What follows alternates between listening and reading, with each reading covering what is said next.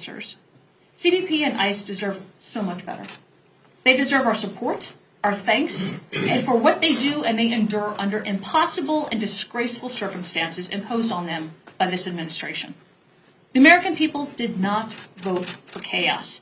No Democrat campaigned on handing our southern border to Mexican drug cartels. And yet, that's a dire situation that we see every day because of Biden's narco-slavery support programs.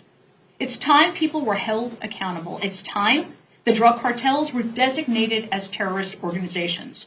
It's time that Democrats join with Republicans to pass the Texas border plan that we've introduced. I'm very proud to be able to stand here today in a new Republican majority, and we will not rest until Biden's era of narco-slavery flourishes in America. Thank you. And with that, I am proud to introduce another proud Texan, Jake Elsey from the great state of Texas.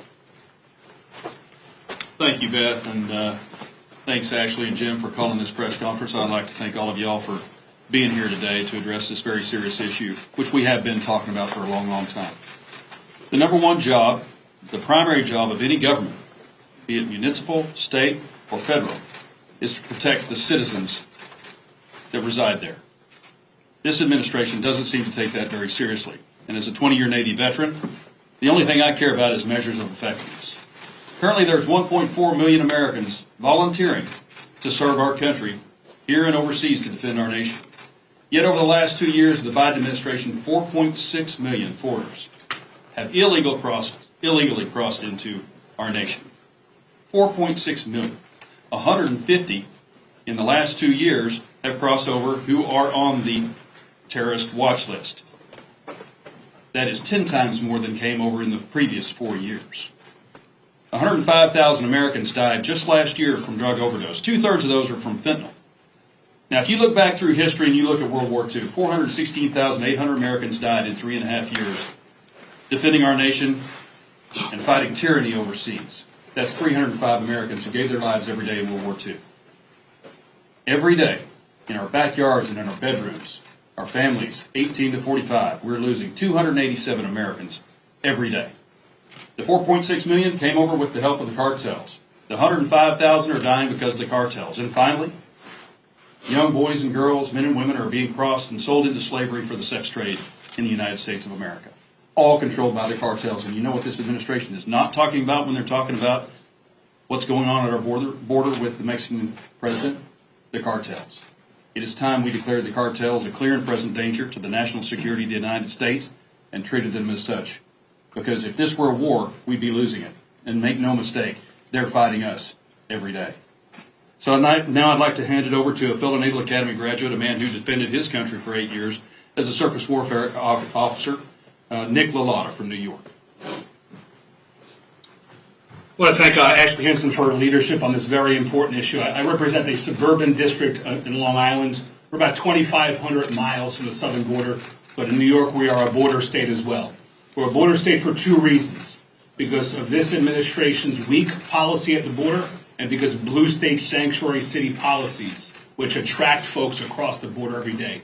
It's become the cause of the number one cause of death for the folks between 18 and 45, fentanyl deaths in New York and throughout the country. It's a problem deserving of this administration's attention, deserving of the Republican conference's attention. I'm proud to lend my voice in support of finally doing something at our southern border.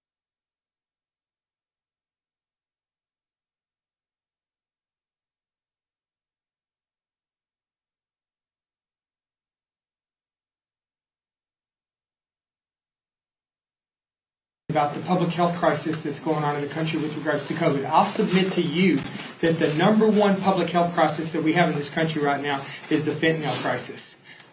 We have almost 200 young Americans that are dying every single day in this country because of fentanyl. And that is a problem that we don't need a vaccine for. That is a problem that we have the answer for. What we need right now is we need an effective head of state.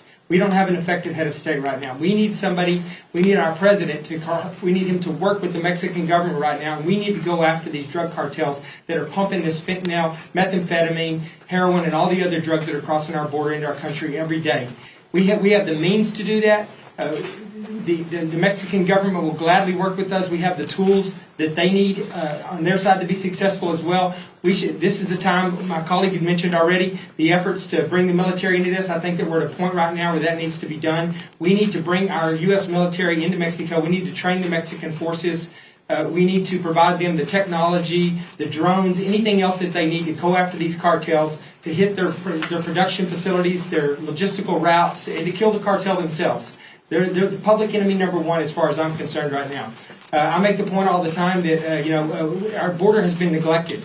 It's not our job. I'm not the only member of the Texas delegation standing up here. It's not the Texas delegation. It's not the state of Texas. It's not the state of Texas' job to secure our border. That's the federal government's job, and that needs to start happening. It needs to start happening quickly. And I will tell you, the one thing that's happening right now, in addition to the fentanyl, that's of utmost concern to me, is the fact that we have all these terrorists these potential terrorists that are crossing our border right now. When we walked away irresponsibly from Afghanistan and we abandoned thousands of ISIS fighters in a prison in Bagram, who knows where those people went? We know that they were dispersed all over Afghanistan, all over Europe, and some of them have probably made it at this particular point to our southern border right now. I will submit to you that we will find out that part of President Biden's legacy will be that it was on his watch that the next terrorist cell for the next 9/11 happened on his watch, because those people are crossing our border right now. We've had hundreds of them cross our border that we've caught, and those are the people that are going out of their way not to be captured.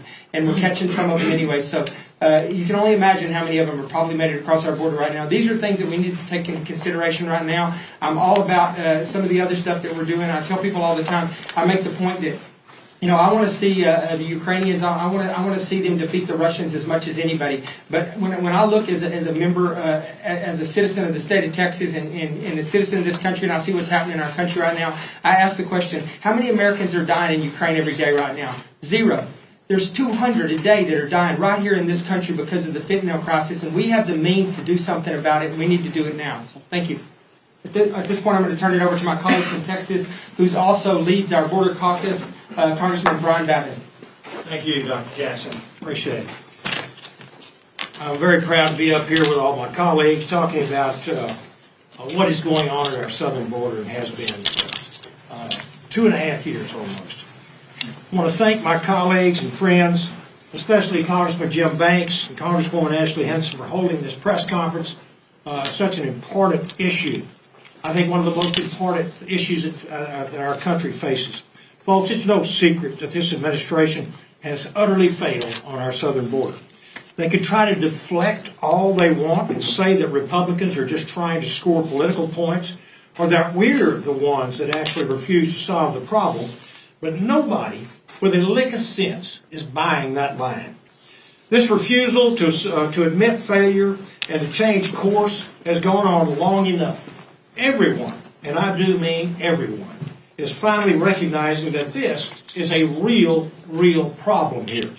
Even CNN is calling a spade and begrudgingly admitting that we do, in fact, have a border crisis. Even with members of his own party warning of irreversible problems, Biden and his crack team, I say that facetiously, border czar Vice President Harris and Secretary Mayorkas, have stayed on message and avoided uttering a single word, border, as much as humanly possible when they speak in front of the public. And to add fuel to the fire, Biden sits down with Mexican President Obrador to discuss regional issues and emerges with a 6-step plan to what? To secure our shared border? No. There was never even much of a discussion at all, from what I read, of securing the southern border between the two presidents. No, that would make too much sense. They come out with a multi-step commitment to solving the issues of diversity, equity, inclusion, and naturally always climate change. The left really has a proclivity for grammatical gamesmanship, don't they? These words do not mean what one traditionally believes them to mean. They are, of course, riddled with nuance and not so hidden agendas. Unbelievably, the Biden administration is the first in our nation's history, the very first administration to actually welcome illegal immigration. They actively rebuff policies from past administrations, even ones in which they were serving in the White House at the time. that would prevent illegal immigration. It's astonishing, it's dangerous, and frankly, it is illegal. People are dying, as we've heard already from my colleagues up here. 100,000 a year dying of overdoses. Biden must secure the border. Stop these overdoses. Stop the illegality. It is poisoning America's 18 to 45-year-olds to where that is now the main cause of death for that age group. We will not stop beating the drum from the top of the mountain until he does. And I encourage everyone to do the exact same thing. We must stop this national suicide at our southern border. I want to thank you, and with that, I'll yield the mic back to Jim Banks. Ashley Henson, thank you again. I'm sorry. No, that's okay. Well, thank you, everybody. Again, I think you've heard very clearly from my colleagues and myself. Accountability is here. We are going to be asking these tough questions of the administration and making sure that the American people's will and voice is heard. And with that, we're happy to answer a couple of questions. Yeah, go ahead. Hi, I have two, one for you, one for Mr. Banks. On the immigration front, I wanted to ask you if you think there are any bipartisan points of commonality from even just a House perspective, putting the White House aside, where you think those points of commonality are. And then on a Hoosier State note, if I could have your reaction to the finding of classified documents at the former Vice President's Indiana home. Let me answer the first part of that question. I think what it comes down to is the conversation around immigration reform cannot happen until we have a secure border. It's very clear we've got terrorists, sex abusers, and the dangerous drug problems that need to be sorted out. And I think once we can come to consensus on that, then let's have a conversation about how we actually address with meaningful reform. I can tell you this, in the conversations we've already had with CBP, with ICE, they are being deliberately cut up at the knees from being able to do their job, which would stem a lot of the challenges that we've seen at our southern border. Again, 251,000, a new record of illegal encounters in the month of December. We're here to talk today about the fentanyl crisis, the leading cause of death of Americans my age. I don't want to distract too much from that, but I will say I have never met a man in politics who has more integrity than Mike Pence. And what we know is that he handled the classified document situation at his home in Indiana with integrity, immediately alerted the authorities, and has done what he can to turn those documents back over to where they need to go. A very different situation from what Joe Biden how he has been handling his situation, and then a very different situation from the unprecedented raid for the first time in American history where one administration has used the Department of Justice to raid the home of a former president. So while there is a common linkage of classified documents, there are big differences between the three situations. And I'm happy to talk in another place and time more about that because I don't want to distract from what I believe truly is the biggest crisis in America today that we have to confront and show leadership toward, that we're not getting leadership from Joe Biden or the current administration in the White House. Next question. Thank you. So one of your first bills on the border seems to be facing some delay because of some opposition from more moderate Republicans, the H.R. 29, Chip Roy's bill, and I know several of you have co-sponsored it. How are those talks looking like in terms of finding consensus on that, and do you expect to still come up this week, or when do you kind of expect that to be support? I'm not sure where negotiations stand, but what I think is important here is that our conference is united behind what you're hearing today, which is putting a stop to that dangerous flow of drugs across the southern border and making sure that our law enforcement at the southern border have the tools to actually enforce these laws. On the plane here today from Iowa, I heard from a family who has moved from El Paso to central Iowa because they are so tired of seeing their home get broken into. They actually fled the situation on the southern border. Per what happened with Jim's constituent, the young 20-year-old man who lost his life to dangerous fentanyl, I have a constituent who is afraid that the next pill his 15-year-old takes is the one that kills him. So again, those are the conversations that our conference continues to be united behind in making sure that we hold this administration accountable and move forward with meaningful policy changes that will help to fix these problems that the Biden administration has created. We have time for just one more question. Holding it back. So I think we sort of see two pictures being painted of the southern border, the public health and national security crises that you guys have laid out today. The much rosier picture, obviously, that the Biden administration is laying out. I think his visit was the first time he had ever been to the border in his 82 years. What do you think explains the discrepancy between what you guys see and the priorities of the Biden administration of DEI? Vice President Harris was in Arizona, not for the border, but to promote green energy. What do you guys wish they would see to understand the problems that you and your communities are dealing with? I think they just need to talk with these people and actually go and hear directly from them. We have all been to the southern border. Obviously, you have members of the Texas delegation here that are literally living this every day. Those communities experience this every single day. Our communities get a taste of that by what makes its way into Iowa and Indiana and other states, for example. But if they took the time to actually go hear those stories directly from the agents, hear from their local law enforcement, like we're hearing about the dangerous meth and the dangerous fentanyl that continues to make its way and drive crime in Iowans' backyards. If they took the time to do that, I think they would see very clearly why their policies for diversity, gender inclusion, and Green New Deal conversations, replanting grass, for example, at the southern border instead of actually enforcing the southern border, their priorities are woke and misguided. Jen, if you'd like to add to that? Okay. Thank you, everybody. That's all the time we have. Appreciate it. Thank you.